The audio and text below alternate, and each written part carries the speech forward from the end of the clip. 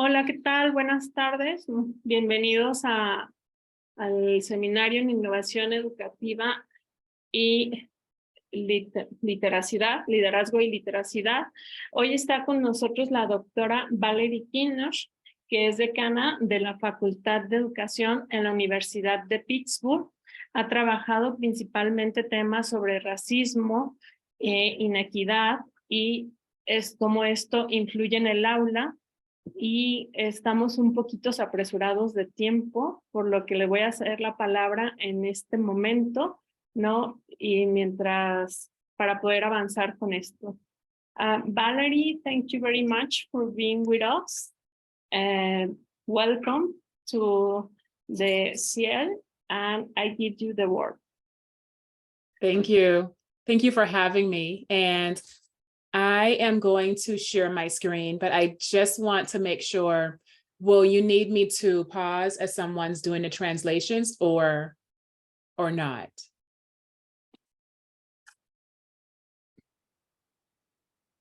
The translator is not here anymore. I don't know what happened, but we can have the closed caption of the things that you say. We can see it. Oh, perfect. Okay, sounds good. Thank you so much for having me. I'm going to share screen, and can you all see the image that's on the screen? Yes. Great, great. So I'm going to speak for a few minutes about equity, justice, and engagement in literacy studies. And after I share some of my ideas, I do want to have time and space to open it up for questions and conversations. And so I named this presentation, Who Will Join This? And that is a passage from a poem by poet June Jordan, who talks about joining a movement and being collective, working with other people in order to reach equity and justice. And so I want to talk about equity, justice, and engagement in literacy studies. And to do that, I'm going to start first by playing this audio. This audio recording is the mission vision of the University of Pittsburgh School of Education. And this is the mission vision that we came up with as a collective about 4 or 5 years ago. So I'm going to play the audio, and the words are also on the screen. We ignite learning. We strive for well-being for all. We teach. We commit to student, family, and community success. We commit to educational equity. We advocate. We work for justice. We cultivate relationships. We forge engaged partnerships. We collaborate. We learn with and from communities. We innovate and agitate. We pursue and produce knowledge. We research. We disrupt and transform inequitable educational structures. We approach learning as intertwined with health, wellness, and human development. We address how national, global, social, and technological change impacts learning. We shape practice and policy. We teach with and for dignity. We think. We dream. We lead with integrity. We are the School of Education at the University of Pittsburgh. So I wanted to start with this mission vision statement because this is the statement that guides the School of Education at the University of Pittsburgh. And the part that I want to highlight here for everyone is we collaborate, we learn with and from communities, but also importantly, it is the sentence, and I'm going to stop playing it, excuse me, let me go back. It's also the sentence that says we address how national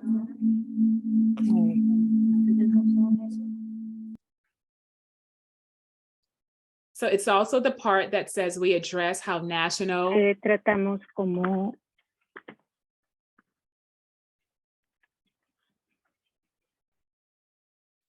okay, so It's also the part where we say we address how national, global, social, and technological change impacts learning. And that's really an important statement for us because we look across nations and societies. We are looking across the world to understand how learning impacts what we do in classrooms and in communities. And so I start there and then I go here to this slide. This slide is a collection of books written by the person I referenced earlier, June Jordan. And these are some of the books that she has written. These are some of the books that actually inform the work that I do. So she has a poem called Poem for South African Woman. And in this poem, she actually ends the last stanza of this poem by writing, "And who will join this standing up?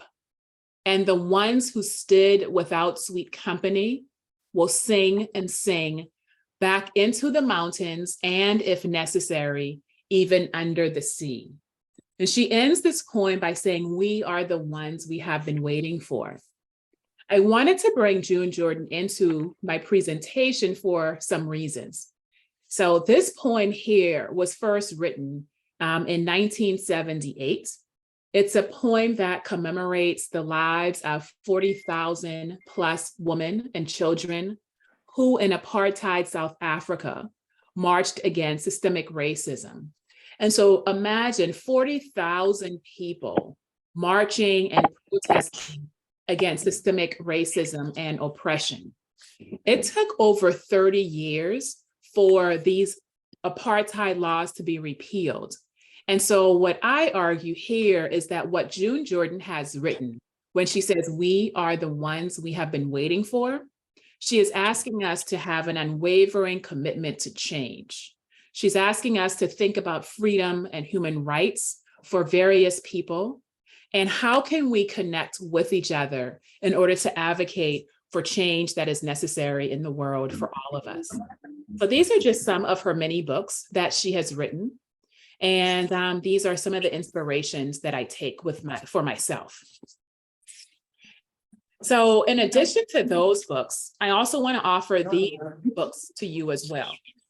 So these are some of the other books that I think about when I am thinking about language, when I'm thinking about identity, when I'm thinking about literacies, and when I'm also thinking about what we have to do inside of our classrooms.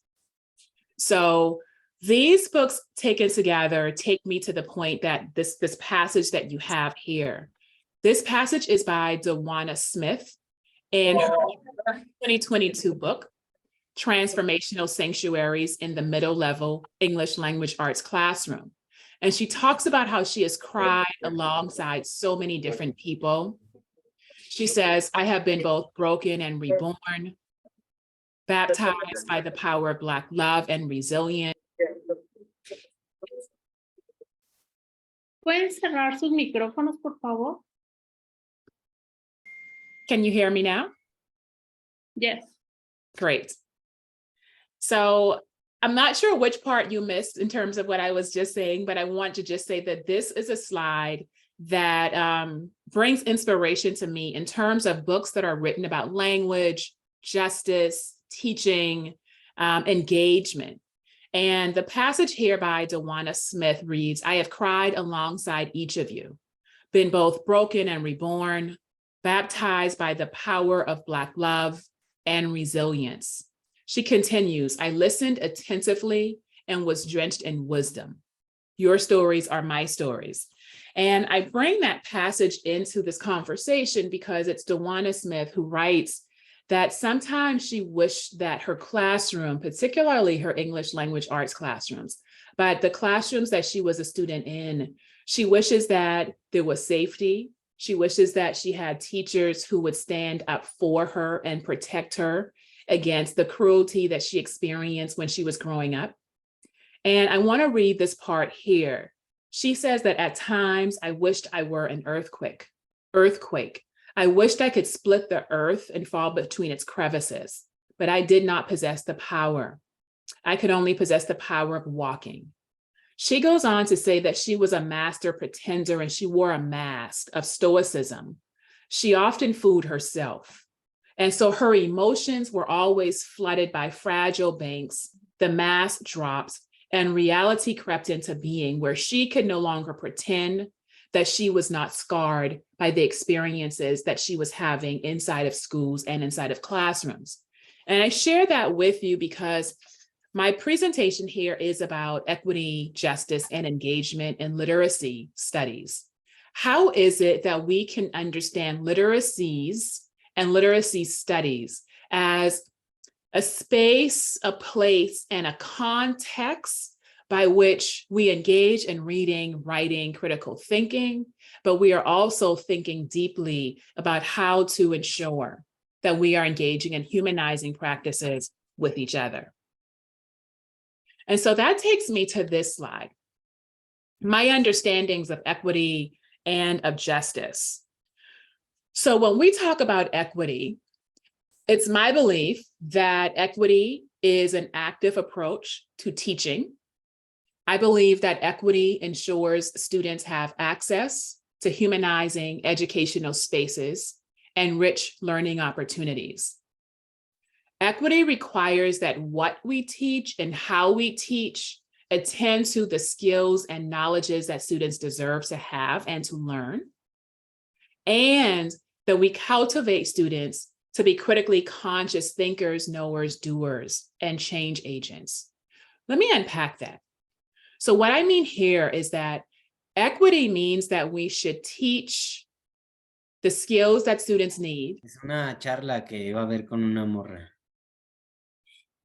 And that we should provide them with the skills and knowledges they need. And we need to understand how to redistribute resources to the schools, the students, the people, the families who need those resources the most. Sometimes we are in conversations about the distinctions between equity and equality. Like, equality is different. Equality means that everyone gets exactly the same thing.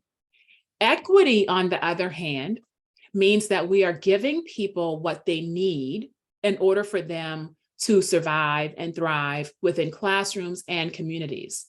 And you might not need exactly what I need. So we have to determine what students need, and then we have to be sure to give them those experiences and resources that they rightfully deserve. So on the other hand, when we talk about justice, my understanding of justice is that justice is a commitment to having equitable, humanizing, participatory experiences in schools, but also living conditions, how we live. I believe justice must be concerned with disrupting or eradicating inequalities. And there's so many different inequalities across the globe. We have economic inequalities and inequities, educational, health, racial, ethnic, and even socio-political disparities. So if we're talking about justice, we are hopefully ensuring rich learning opportunities, safe spaces, critical consciousness for people. And we are allowing people to be who they are in safe spaces so that they can learn and they can think deeply. And so those are my understandings of equity and justice. I can go even further in sort of thinking about what these things mean. But equity, how do we give people what they need in order to survive and thrive? And how do we think about equity in terms of the resources that people need inside of classrooms and schools in order for them to be successful? And justice, on the other hand, is how do we then move from equity to creating learning spaces, schools, communities that actually ensure everyone is able to participate, be included, and in very humanizing ways. So I go from there to just think about some of the questions that guide parts of my literacy work. So I am a literacy scholar. I am also dean of a school of education. And in my research, I think about students. I'm committed to understanding how students are being affirmed in schools. I want to know who students are. I would love to learn more about what their literacy practices are, and then how educators and researchers should understand the ways that we should listen to students as we design teaching practices and curricula. That big second question is in reference to, do we recognize students' agency and critical capacities? And in recognizing students' agency, I think we have to ask ourselves questions about what is agency, what is critical capacity? And then we have to ask ourselves, is our work relevant and sustaining for students and their educational pursuits? I work from a place of compassion. And so I always have to ask myself, is there compassion in how we design our work? So in a classroom, in a literacy classroom or an English language arts classroom, I think about the curriculum. I think about what we are teaching and how we are teaching. And as Dean of a School of Education, I am thinking about our admissions processes. Like, how are we supporting students to be admitted into our universities? And what research opportunities are we giving our students? And then finally, I asked the question, what do students actually say about education and engagement? So we oftentimes ask students to write their narratives or speak in classrooms. So how might their written narratives and oral stories help us to become better educators and researchers? What can we learn by working with students? And then what do these things reveal to us about compassionate approaches to teaching and learning, admissions, graduation, student research, and engagement? And so those are some of the large questions that I have and that I ask myself, and I wanted to also share with you. So I wanted to offer this slide because this is an example of what I'm talking about in practice. So this is from Columbus, Ohio. And when I was working inside of different schools in the city of Columbus in the state of Ohio, I met this principal, Mr. Alston. And Mr. Alston and I had lots of conversations about how do we ensure students receive the types of education that they deserve. And I'm hoping that this video will play, because I'd love to play this for you. This is Mr. Alston, principal, talking with other teachers in the library. Give freedom for ideas. You have a lot of people to think outside the box, because the larger picture, the greater picture here is, how will students be effective? Will they want to be engaged? Will we improve relationships? And those things, when you want to teach students, those things are more important than trying to stick to the curriculum. Now we can probably go further in the curriculum if we establish the relationships, and then we make sure students are engaged in what they're doing, and then we can find the connections to the curriculum. And we obviously see these students that they can relate to what's going on now. They can express how it affects their community. And I think when they sit down and they have the conversation about connecting those ideas and those feelings to the curriculum, they'll be able to get a much deeper understanding of whatever we're teaching. So bravo to. So I want to just reiterate, Mr. Alston, principal of a high school, and what Mr. Alston is telling us is that how do we engage students based on their interests, and how do we map their interests onto what we have to teach them? For me, that looks like this. How do I ask students certain questions about reading, writing, thinking, engagement? And then those questions become answers they give me, and I am able to shape my curriculum in ways that both attend to what they like, but also push them to think deeply about ideas, literature, literacy, collaborating with other people, being able to read, as Paulo Freire tells us, being able to read the word and the world.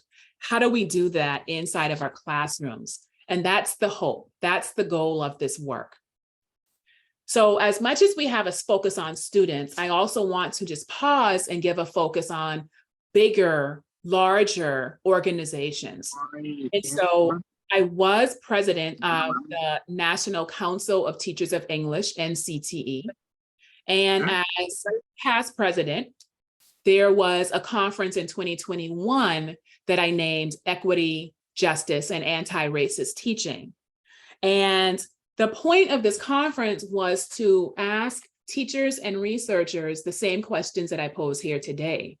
I wanted to get them to think about how can we demonstrate a commitment to equity and justice as connected to literacies.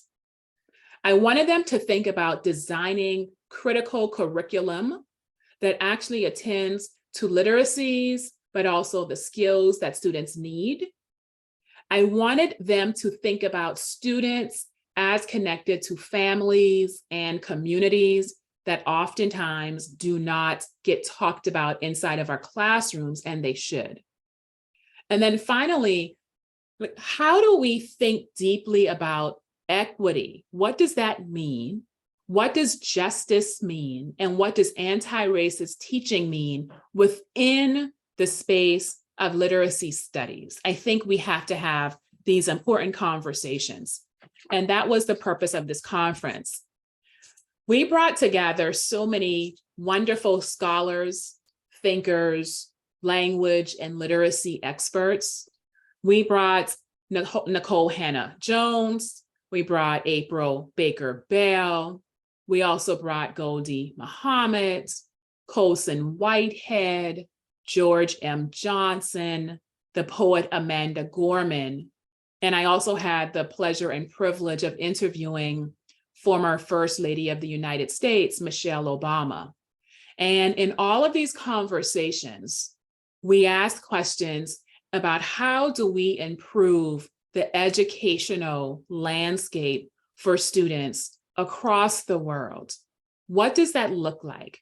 How can we create deep and meaningful partnerships around equity and literacy with people across the world so that we could be interconnected and better understand the power of literacies, the power of reading and writing, of engaging with other people, and hopefully of changing the world. And then I offer this as another example from the National Council of Teachers of English. So the group of people on the Zoom image, we gathered together, we thought about what it means to design a conference on equity and justice. Then the image at the bottom, cultivating new voices among scholars of color. I want to share that with all of you because NCTE supports scholars of color across the globe, and there is a fellowship opportunity for anyone working in literacy studies to apply for that 2-year fellowship, and it's on a 2-year cycle. And then there were other things that we did.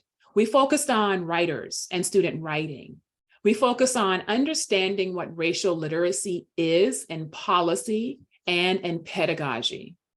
And we had a moment last year where it became really important for us to create a position statement on educators' rights and responsibilities to engage in anti-racist teaching. And that was really important because there's so many teachers who do not believe they should talk about diversity or inclusion or equity inside of their classes.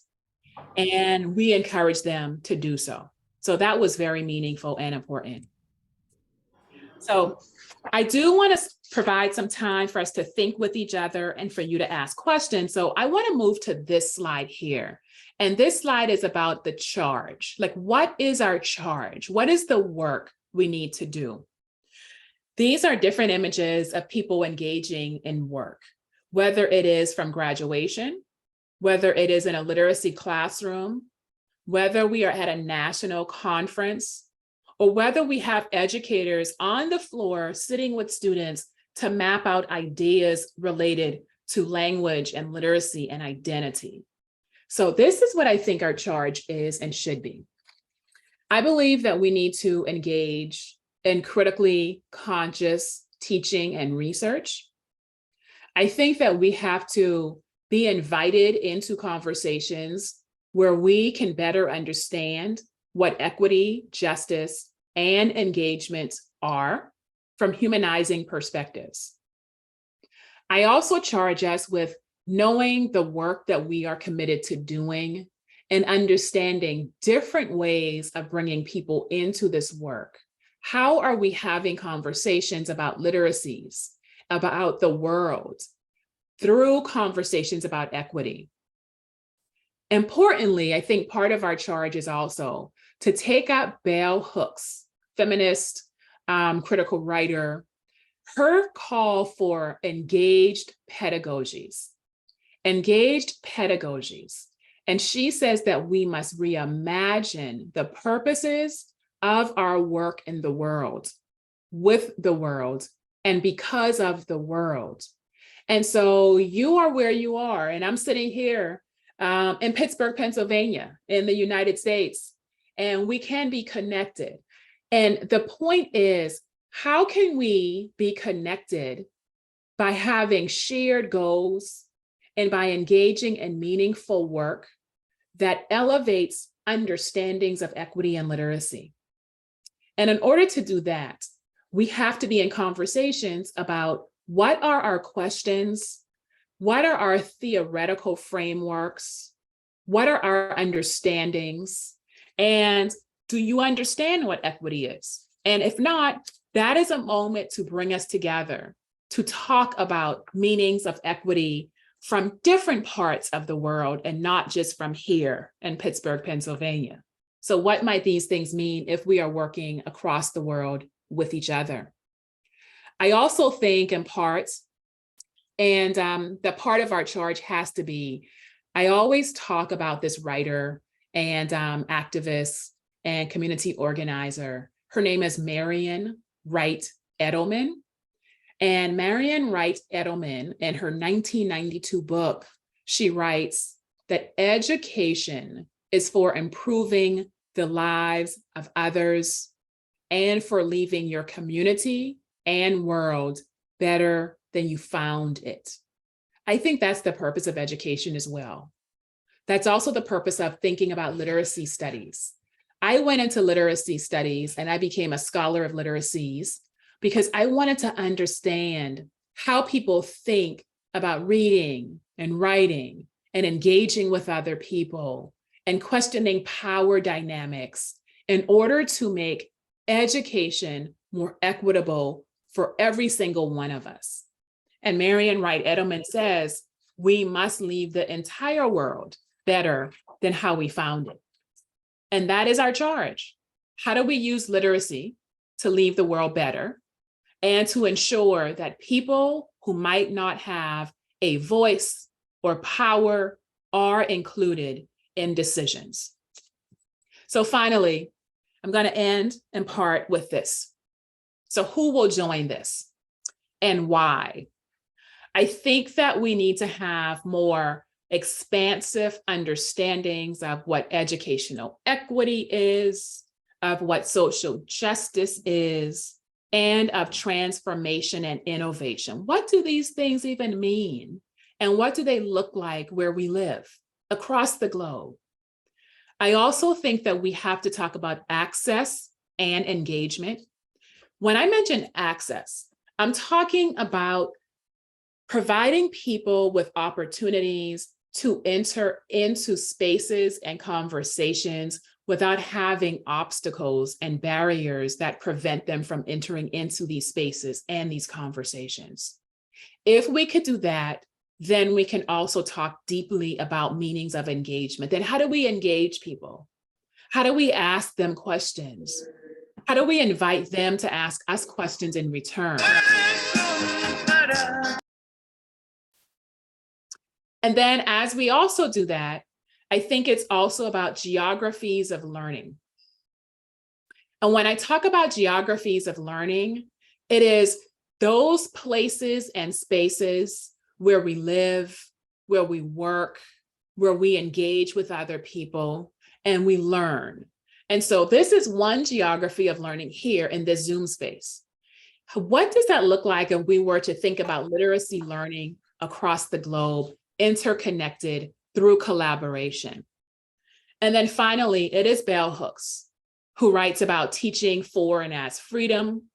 She writes about learning as engaged practice. And altogether, the why for me is because we are seeking because we are seeking interconnections, and we are thinking about learning and living within shared spaces. So I want to pause there. I want to say thank you for inviting me to talk with you. I do want to make space and time for questions, for comments, and if you would like for me to explain or elaborate on anything that I have shared, I am here to do that. So thank you for listening, and I will open this up in case we have questions. Thank you very much, Valerie. So I'm going to tell them in Spanish. La doctora Valerie tiene un poquito tiempo para preguntas y comentarios. Si alguno de ustedes tiene alguna pregunta, puede levantar la mano o escribirla en el chat, porque hoy tuvimos un problema con la traducción, entonces es complicado. Y mientras se animan, pues yo voy a preguntar. We are going to give time to think, but I want to tell you something. Thank you for the conference. I like it very much, the things that you are saying, because I think that it's what we think about how we want to talk about literacy in our masters and in our institute, in ITRALI, Instituto Transdisciplinar en Literacidad. And I want to ask you if you can tell us more about the compassion, because I think that it's very interesting that you are talking about the compassion in this in the scholar, you know, because, and I think that you say that the teachers, some of the teachers don't talk about inclusion, racism, and all these things. And I think that is very important, because we cannot talk about the science is neutral. And I think that is what are you doing in the classroom. You are saying the classroom is not neutral. There is racism. We have to talk about inclusion and other things. So I don't know if you can tell us about a little that more about the compassion and these things that we have to talk in the classroom. Absolutely. Thank you for that, because that's you shared, you just stated exactly what I'm thinking about. So, you know, in many states in the United States, I will say public education and teaching are being criticized for having teachers and professors talking more about inclusion and diversity. So there's so many states that are trying to pass legislation that would prohibit teachers, professors from talking anything about diversity and inclusion. That's unfortunate, in my opinion. And I think that when we talk about diversity and inclusion, we have to talk about these things from a place of compassion. It is not to talk about diversity, inclusion, or equity or justice from antagonistic or oppressive places. It is to say, how do we create the types of classrooms that are engaging? How do we do this? How do we listen to other people and other people's points of views? How do we not just hear what they're saying, but we listen to their perspectives as we are trying to deepen our learning? And if we could do that inside of classrooms, we're doing a number of things. For one, we are teaching our students and we are remembering ourselves, how truly it is to listen, to pause, to listen. If we do that, we're doing number 2, learning something that we might not know from people who are in these learning spaces with us. And if we can listen and we can learn something, then I think that we gain deeper understandings into who people are, into how people learn, and then how we can teach more effectively. And that's the compassion. Yeah. Thank you very much. Is anybody, ¿hay alguien que quiera hacer una pregunta, algún comentario? Prepa 14 puso en el chat que quiere hacer comentario y si después yo puedo hacer un comentario rapidito. Sí, Prepa 14. Hola. Hi, good afternoon. Yeah, we just have a question. We would like to know what is the greatest obstacles you have faced during the development of your project? That is a great question. The greatest obstacles.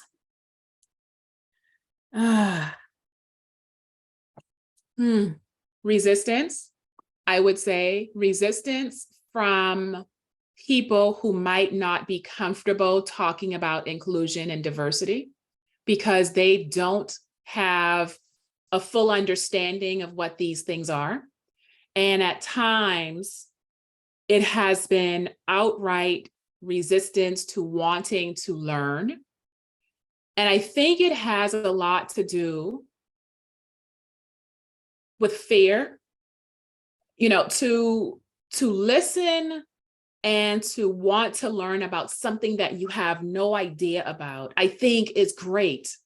But when you have fear, and that fear prevents you from understanding other perspectives, other positions, then that becomes, well, that's not good.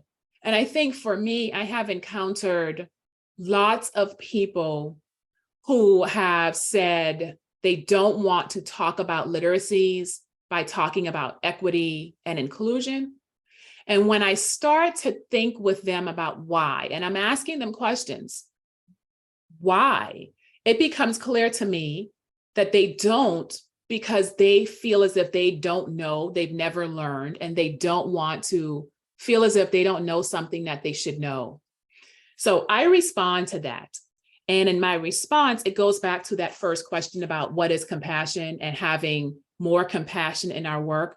I have lots of compassion and I have lots of patience because we are placed in these positions, whether we are teaching, whether we are leading, we are placed in these positions to hopefully understand why people resist and have fear as we bring them on board, as we invite them into these different types of conversations. And that's hard work, but it's really important work for us to do. So I think the greatest obstacle has been the resistance that I've experienced from lots of people who do not want to talk about racial, ethnic, linguistic diversity, who don't want to have a global mindset. And it's because they don't know what these things mean. And we have to be compassionate enough to invite them into learning. I hope that makes sense. Yeah, thank you very much. So as what I would understand is that like the last chart that you show, like within all these concepts, that the best thing to adopt this methodology would be like each teacher would get how to, let's say, interact with all these concepts amongst the students, right? Absolutely. Absolutely. Let me go back to that. I'm going to share that slide that you were talking about so I could go through that one more time. So it's this slide here that you were talking about. And I would say, so this is the slide for me. How do we teach all of these things to our teachers, to researchers, to educators? And then we ask our teachers, so when you are selecting a book to teach, does that book have anything to do with justice? or with educational equity? Do you think that book has anything to do with helping people to transform their ideas or to innovate new ideas? And so I'm always working with people, particularly educators, to say, it's how you teach. It's also the fact that you are using materials, and so it's what you teach. And then how are you asking students questions about access or learning or freedom or engaged practice? And the question isn't, you don't have to ask a student, what is learning as engaged practice? Instead, if I am teaching Alice Walker, one of her novels, I am using that novel to bring these themes out, and I'm asking people, give me examples of what educational equity should look like based on what we just studied. And I think that's really important for us to grapple with, to question, and then to engage our students in thinking about what these terms are so that they go into the world thinking deeply about the whys of what they do. And so that's my hope. Thank you for that question. Thank you. Thank you. So, okay, can I ask? First, I have to say thank you, Valerie. I really like your presentation.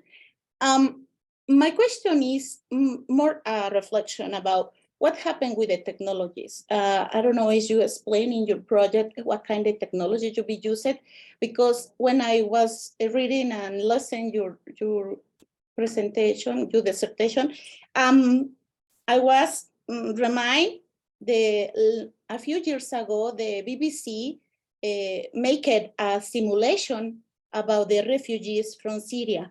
And I was used it with my student, and this was very, very make it a difference, very thinking more what this really happened with the refugees, no? Is a very sad situation.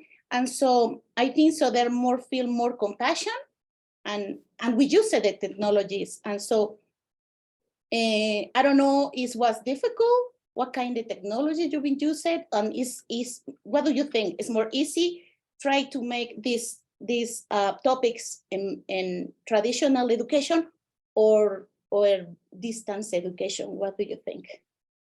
Well, that's a great question. Thank you for that, because that's so relevant. I think technology has its ups and its downs, but I think that there's so many benefits of technology, and technologies allow us to be connected to parts of the world and realities that we might not even understand. And so, I remember when under one of our former presidents of the United States, who unfortunately separated families and then detained kids in these tents and camps, and it was just awful. And to be able to use technology to show students and teachers realities happening across the world, instead of just relying on the radio or television news, but to connect with real people in other parts of this country, but the world, who are experiencing harm. For my students and for others, it just opened their eyes to being able to imagine oppression and harm that gets enacted onto other people. And, I remember many years ago, I did a Fulbright Hays Fellowship in Sierra Leone. And so a group of us went to Sierra Leone. And it was in that moment that I realized we needed to use technologies to stay connected with people in Sierra Leone, West Africa. But we also needed to use technologies to understand what it means to have a global mindset. Because what we are doing inside of our schools is not enough if we're not connecting with the entire world. And so I have come to embrace technologies. Now, what kinds of technologies is the question. And I'm not yet sure which technologies are best, but I do believe that it's important to for us to use technologies to bring attention to how people are treated or mistreated, to atrocities that happen across the world. And our responsibility becomes, how do we respond in the most humanizing ways to change policy for everyone to be afforded an equal chance of human life and dignity? And I think technology could allow that to happen. Thank you. Thank you. Well, I think that there is no more comments. And if there is no more comments, I think that it's good because Valerie has another things in her agenda. So I think that we only want to thank you very much. I think that the questions were little, but they were very potent. And I don't know if you want to say anything else, Valerie. I will, because the questions that I was given here, so it started off with the question about compassion that you asked. And I just want to, in summary, I want to say 3 important things, I think, from what I've heard from you all. And so the question about compassion is something that I'm in conversation with various people about, and really trying to think with a global mindset about what compassion is when it comes to how we teach, but how we engage with other people, how we listen to and with other people. Then the second question was about one of the greatest obstacles. And I think I answered by saying there's so much resistance to the work. I want to encourage everyone, even if there is resistance, resistance does not need to be met with resistance. Resistance could be met with compassion, and it could be met with, how do we help people understand the importance of equity, the importance of justice, and not just for me, but for all of us. And it goes back to, so many different human rights people have advocated for all of us to understand that we are interconnected. And if we understand that we are interconnected, we understand that the work we do is so important that we have to allow people to question us as we question them, but hopefully move forward with the same core values of making the world better. And then that third question was about technologies. And there's so many unfortunate situations happening across the globe, everywhere we go. And it pains me to think that we still do not understand why we should all have freedom, why we should all have our basic needs met without struggle. There is no reason that any child or family anywhere across this globe should not have access to rich opportunities to learn and to be who they want to be. And yet we find ourselves in these spaces where there's so much injustice. And it is not just where I live, it's everywhere. And so I take your questions about technology, about obstacles, and also about compassion, and I offer you this. It is so important for us to have these conversations. It is so important for us to think about literacies outside of the box. And if we go back to what some people call literacies as this way of understanding relationships between context, the places where we learn, and power. So if it's about context and power, then it has to be about engaging in the world with other people to improve the world. And that's the work that I am after. And hopefully, this is not the last time that we will be in conversation. And I'm already sitting here thinking that I need to somehow make a visit to where you are, and literally to be there in community with you. And it's my hope that we can do that, because it's so important to engage in this work with other people. So that's my invitation if you are interested. Yes. Yes. Thank Of you. course, that we are interested. In fact, we are going to have a Congress in October, and one of the transversal themes is justice. So I think that we can keep going with these conversations, and we have very much, we can see the interest of our community. So definitely is going to keep going this relationship.